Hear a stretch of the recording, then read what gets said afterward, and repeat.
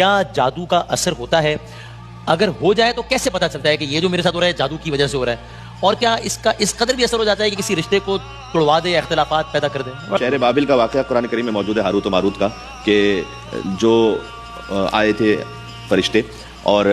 وہاں کے لوگوں کا طریقہ یہ تھا کہ وہ جدائی ڈلواتے تھے میاں اور بیوی کے درمیان اسی جادو کے ذریعے سے۔ اس کا تو ذکر واضح طور پر قرآن میں ہے۔ اور وہ جب جادو سکھاتے تھے لوگوں کو تو یہ کہتے تھے کہ یہ فتنہ یعنی تمہارا امتحان ہے، ہم فقط جادو توڑنے کے لیے تمہیں وہ جادو سکھا رہے ہیں، تم یہ کام نہ کرنا کہ تم اس جادو کو سیکھ کر، کیونکہ جادو کے توڑ کے لیے بھی آپ کو کوئی عمل کرنا پڑتا ہے، تو اس کے ذریعے سے پھر تم میاں بیوی کے درمیان جدائی ڈلواؤ۔ لیکن بہرحال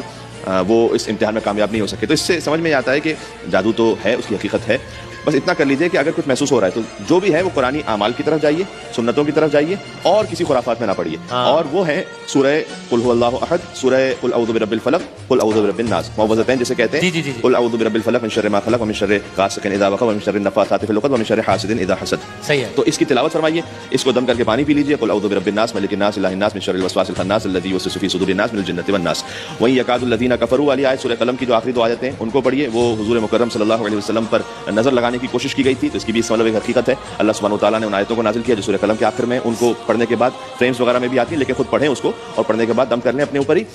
اس کا پانی بنا کے پی لیں، یا ویسے ہی اس کی تلاوت کریں، اس نیت سے کہ اللہ سبحانہ وتعالیٰ تمام نظر بد سے اور جادو سے محفوظ رکھے۔